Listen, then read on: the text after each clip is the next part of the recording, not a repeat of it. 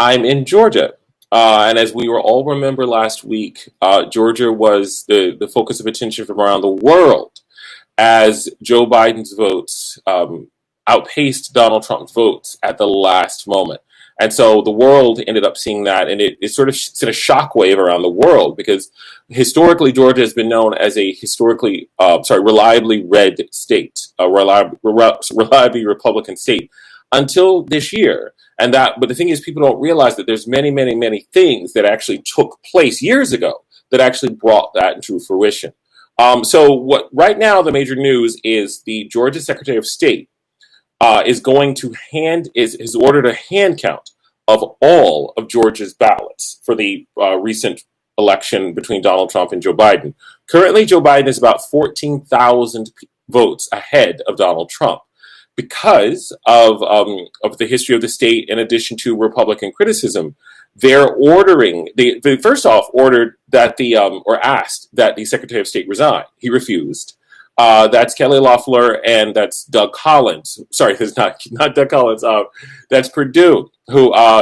Collins and Perdue. Sorry, I take that back.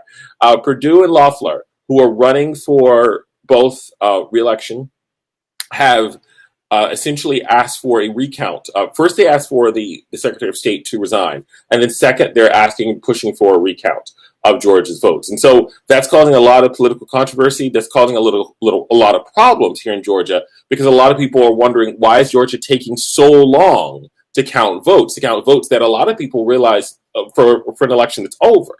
And so in Georgia, automatically a recount happens automatically when the two candidates are within 0.05 within vote tally of each other.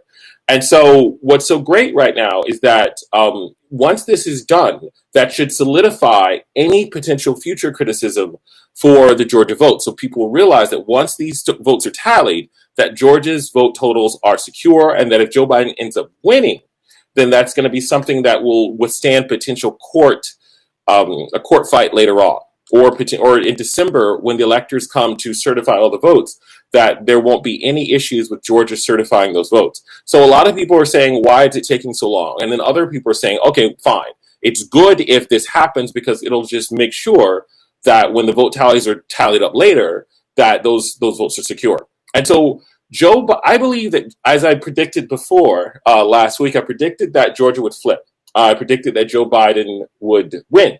And I'm still keeping that prediction. I predict now that even with the 14,000 votes that Joe Biden has ahead of Donald Trump, that he will be certified as the winner of the Georgia election. And that's going to send, like I said, shockwaves around the world. Everyone's going. And so for the next 4 weeks, I believe everyone will be focusing on Georgia because the two Senate races here, the special election runoff between Kelly Loeffler and Reverend Raphael Warnock, who is African American, is coming up. In addition to the race between John Ossoff and Perdue. So that's those two races, which were very close, are going to be up for grabs next month. And the winner of those two elections will decide the U.S. Senate. That is, I just must reiterate that whoever wins those elections in Georgia, the future of the majority of the U.S. Senate is at stake. So a lot of money has poured into Georgia this week. Stacey Abrams' Fair Fight received over $7 million this past weekend to help with that fight. In addition to Mitch McConnell and a lot of other Republican donors are pledging almost $500 million potentially. Purdue is asking for $500 million to come into Georgia for the next month. And so, somebody's asking questions. Is there a chance the GOP will try to mess with the recounts, or will they be safe from tampering by the GOP? Well, the governor of Georgia is Republican, in addition to the Secretary of State. But a lot of people all across the board have heralded the Secretary of State's honor, to be honest. Even though he's Republican, a lot of people realize that he won't, that essentially they feel like the ballots will be safe. They feel like the count will be secure. And the fact that I believe he has pushed back, he said himself that he was elected by the people of Georgia and he will only be fired by the people of Georgia. And I think that's an important point. And I think it's important that the fact that he is Republican, that the state is Republican, should also let Republican folks nationwide realize that there was no fraud here. That obviously with the millions of people here, that it was run by a clean election, and that people just got out and voted. A lot of people on the Democratic side are saying that, you know, folks are mad that folks who historically haven't been included in these elections came out last week. And they were wondering, and so that's what people are believing that folks are mad about. That they were mad that first-time voters came out. They're mad that African-American voters came out in areas and places that they haven't even historically voted in. And so this is a huge thing, and this is something that's crucial when we're all going to be looking at Georgia politics over the next 4 weeks. And I believe that there's a lot that hasn't been included in the national conversation about Georgia.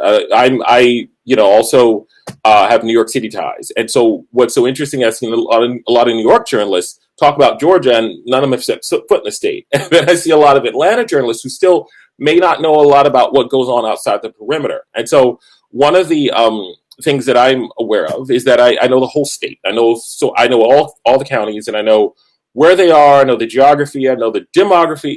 And so it's one of those things where, hopefully for the next few weeks, I can help bring you my own updates, my own analysis, my own thoughts about the election coming up and about its impact on our national sort of political scene. And so somebody's asking, Purdue is asking for $500 million for especially the race that he has coming up. Yes, that figure should be correct.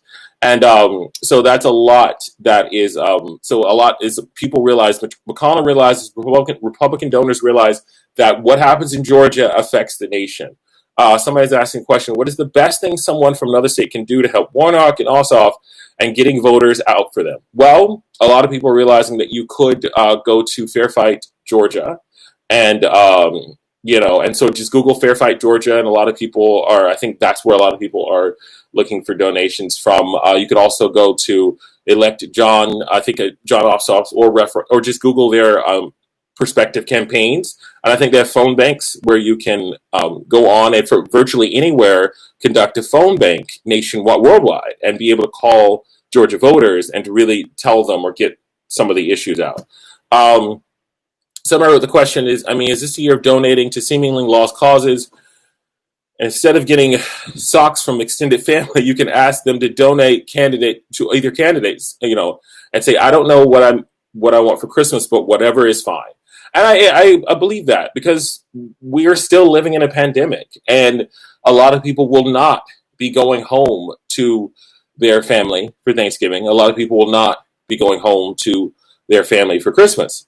And so, while it's happening, the traditional aspect of giving gifts for Christmas just won't happen for a lot of families. So maybe you're right. Maybe instead of getting gifts, you should contribute politically. I don't want to be seen like I'm endorsing that, but just to answer your question, I think it's a great idea that we all get more involved in the political process. I think for too long we've taken for granted that we live in a society that allows us to use our voice. And I think that this year has really been a wake-up call into how crucial and fragile that democracy can be.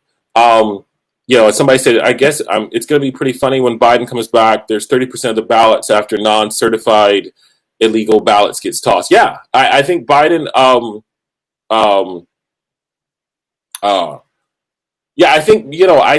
I believe that Joe Biden will be the winner of the Georgia race after the recount. And I don't know what they think they're going to find after 14, Trump has to do a lot to make up with the deficit of 14,000 votes. I could see if it was under 1,000. The Florida Hanging Chad's election in 2000 had, I think, over just 500 votes. So in a situation like that, I can understand how a recount could change the end of it. But I think with something with 14,000, I don't know if that's going to be so possible. And so, I don't think, anything's going to change here. I think things will continue.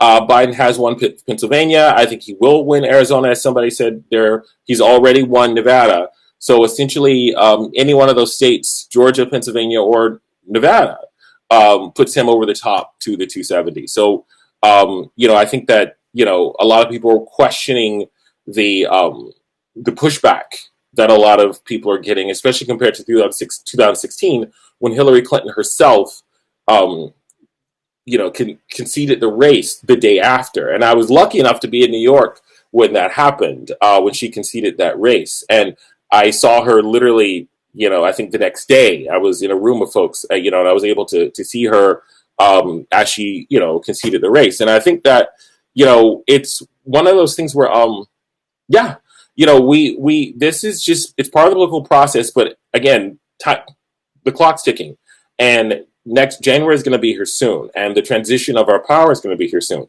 And I believe the quicker we get this done, the better in that regard. But again, I'm here in Georgia. I'll be here I'll be here in Georgia for the to sort of help guide, and if you have any questions, just hit me up. And help sort of go through this process, because I believe that this stage that we're about to get into is going to be pretty interesting. Um, and that'll be it. Yeah, I hope you guys are great, and I'll be on tomorrow. I'll be briefly on the political trail. Sorry, the campaign trail tomorrow with one of the Senate candidates. I'll tell you who tomorrow, but I'll be there face to face with one of the Senate candidates tomorrow in a rally here in Georgia, and I'll be coming to you then.